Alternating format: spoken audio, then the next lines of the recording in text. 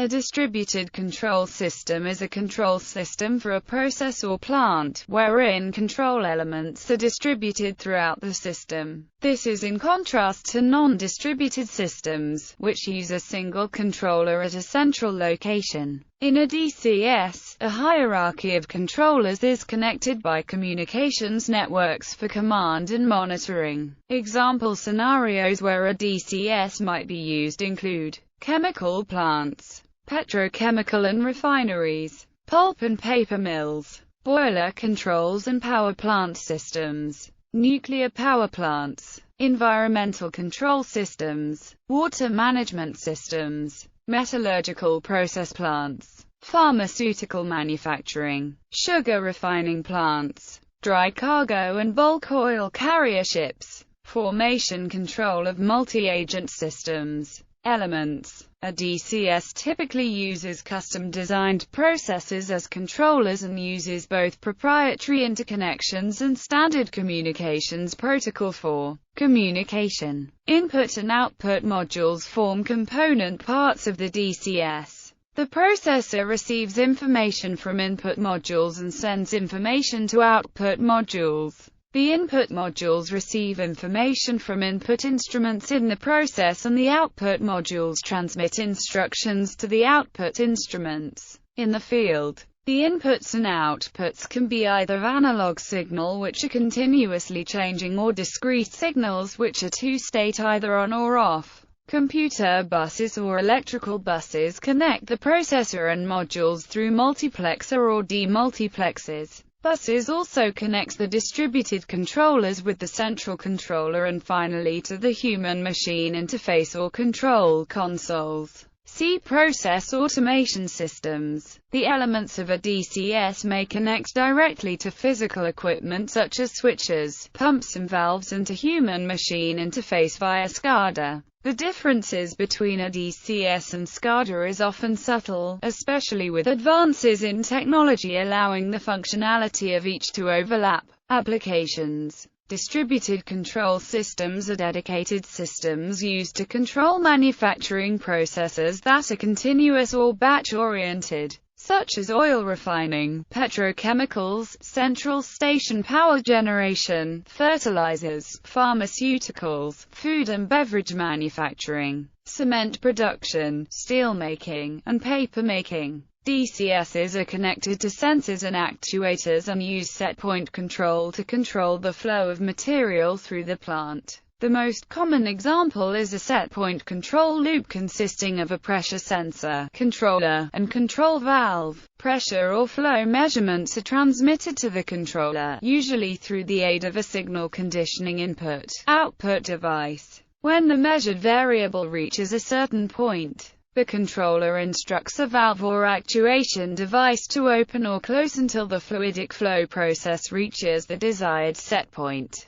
Large oil refineries have many thousands of I/O points and employ very large DCSs. Processes are not limited to fluidic flow through pipes, however, and can also include things like paper machines and their associated quality controls, variable speed drives and motor control centers, cement kilns, mining operations, or processing facilities, and many others. A typical DCS consists of functionally and audiographically distributed digital controllers capable of executing from 1 to 256 or more regulatory control loops in one control box. The input-output devices can be integral with the controller or located remotely via a field network. Today's controllers have extensive computational capabilities in addition to proportional, integral, and derivative control, can generally perform logic and sequential control. Modern DCSs also support neural networks and fuzzy application. Recent research focuses on the synthesis of optimal distributed controllers, which optimizes a certain H-infinity or H2 criterion. DCSs are usually designed with redundant processes to enhance the reliability of the control system. Most systems come with displays and configuration software that enable the end user to configure the control system without the need for performing low-level programming, allowing the user also to better focus on the application rather than the equipment. However, considerable system knowledge and skill is required to properly deploy the hardware, software, and applications. Many plants have dedicated personnel who focus on these tasks, augmented by vendor support that may include maintenance support contracts. DCSs may employ one or more workstations and can be configured at the workstation or by an offline personal computer. Local communication is handled by a control network with transmission over twisted pair, coaxial, or fiber optic cable. A server and/or applications processor may be included in the system for extra computational, data collection, and reporting capability. History. Early mini-computers were used in the control of industrial processes since the beginning of the 1960s. The IBM 1800, for example, was an early computer that had input-output hardware to gather process signals in a plant for conversion from field contact levels and analog signals to the digital domain.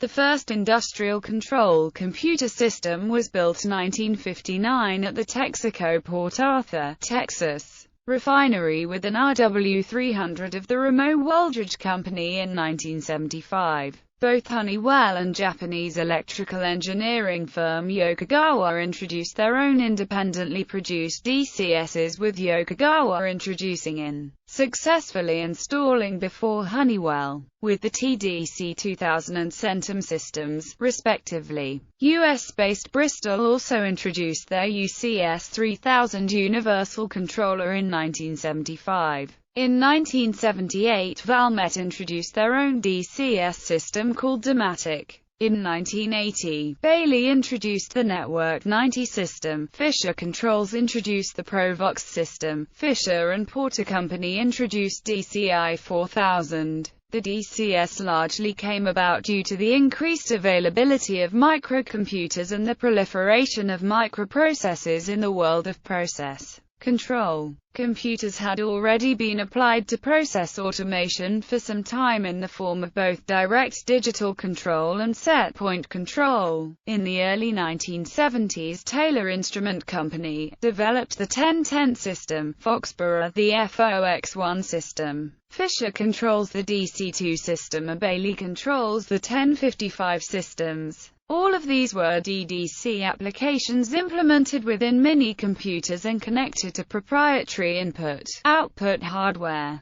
Sophisticated continuous as well as batch control was implemented in this way. A more conservative approach was set-point control, where process computers supervised clusters of analog process controllers. A quart-based workstation provided visibility into the process using text and crude character graphics. Availability of a fully functional graphical user interface was a way away. Central to the DCS model was the inclusion of control function blocks. Function blocks evolved from early, more primitive DDC concepts of table-driven software, one of the first embodiments of object-oriented software. Function blocks were self-contained blocks of code that emulated analog hardware control components and performed tasks that were essential to process control, such as execution of PID algorithms. Function blocks continue to endure as the predominant method of control for DCS suppliers, and are supported by key technologies such as Foundation Field Bus today. Midax Systems, of Sydney, Australia, developed an object-oriented distributed direct digital control system in 1982.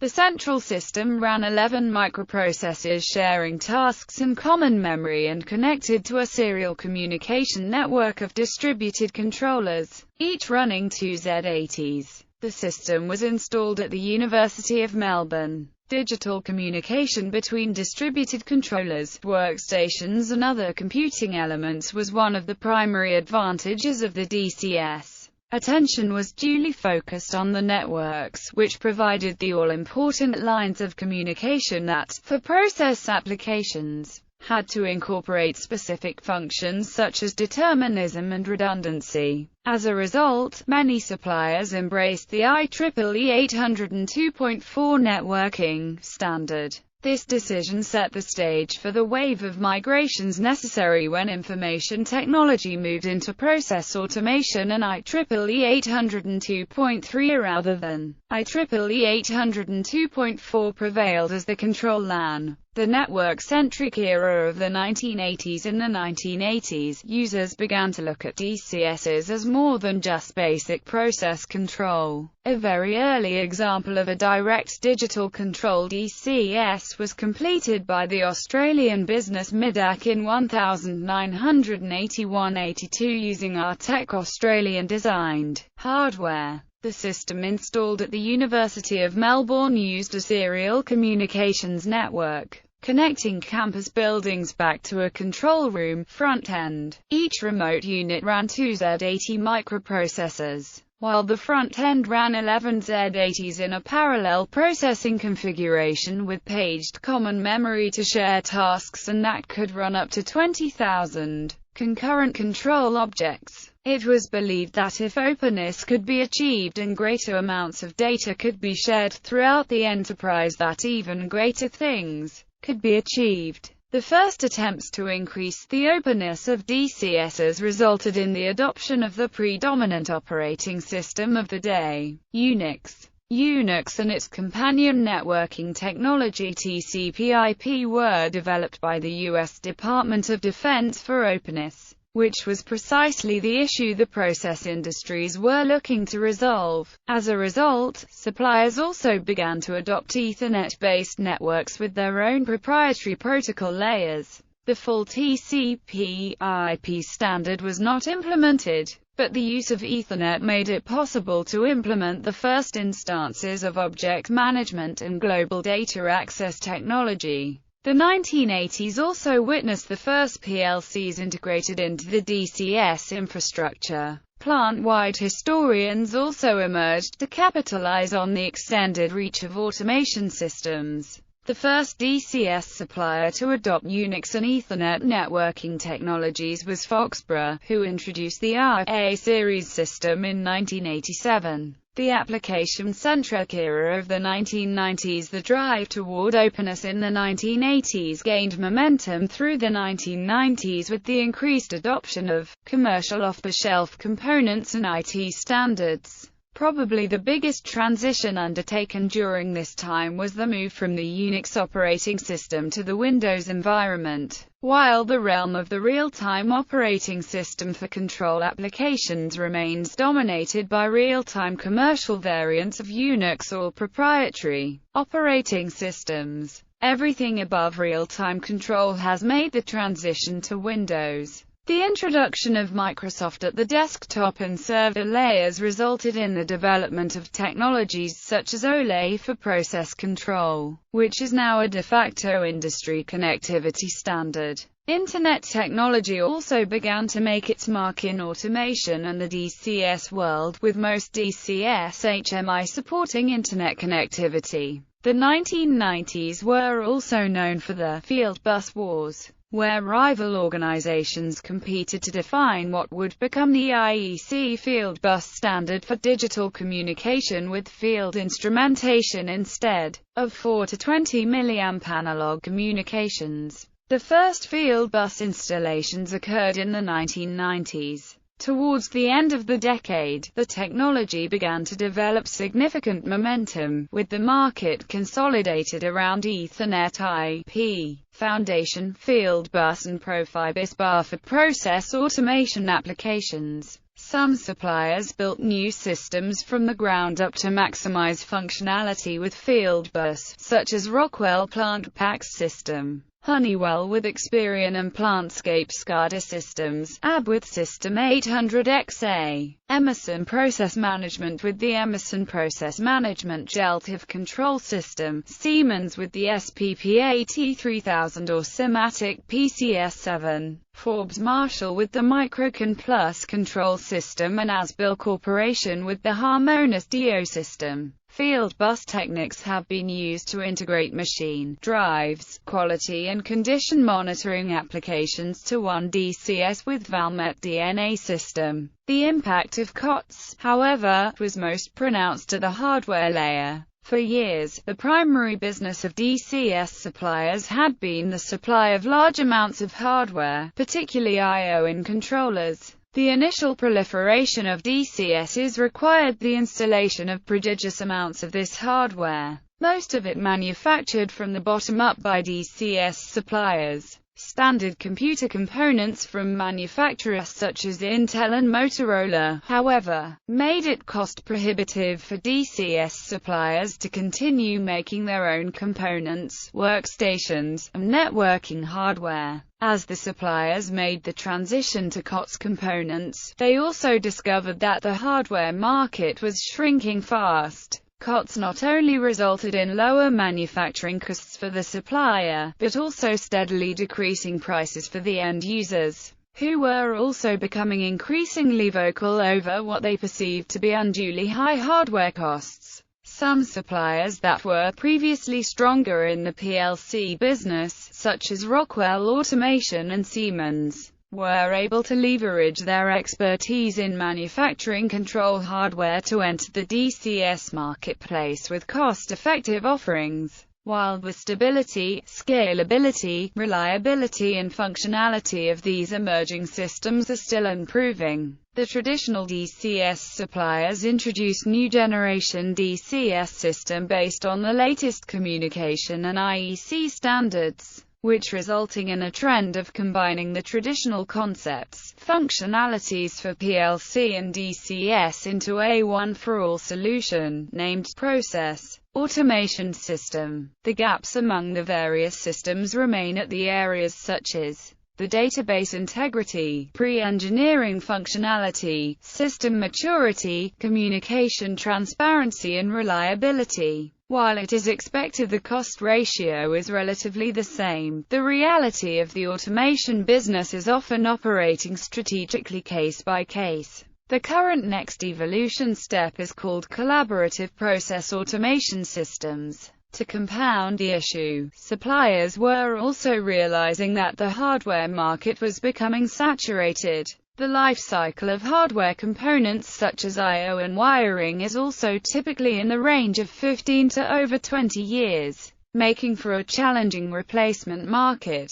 Many of the older systems that were installed in the 1970s and 1980s are still in use today, and there is a considerable installed base of systems in the market that are approaching the end of their useful life. Developed industrial economies in North America, Europe, and Japan already had many thousands of DCSs installed, and with few if any new plants being built, the market for new hardware was shifting rapidly to smaller, albeit faster-growing regions such as China, Latin America, and Eastern Europe. Because of the shrinking hardware business, suppliers began to make the challenging transition from a hardware-based business model to one based on software and value-added services. It is a transition that is still being made today. The applications portfolio offered by suppliers expanded considerably in the 90s to include areas such as production management,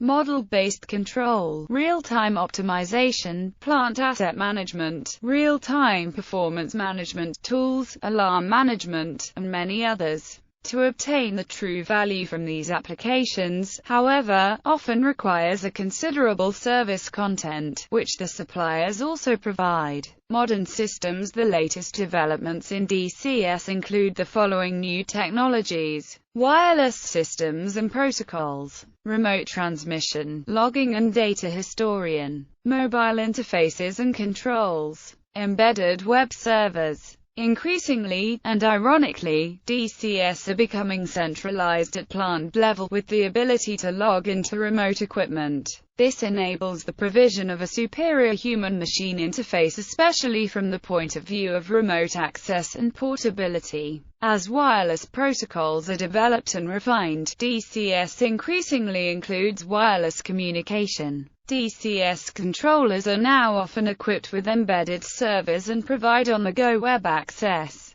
Many vendors provide the option of a mobile HMI, ready for both Android and iOS. With these interfaces, the threat of security breaches and possible damage to plant and process are now very real.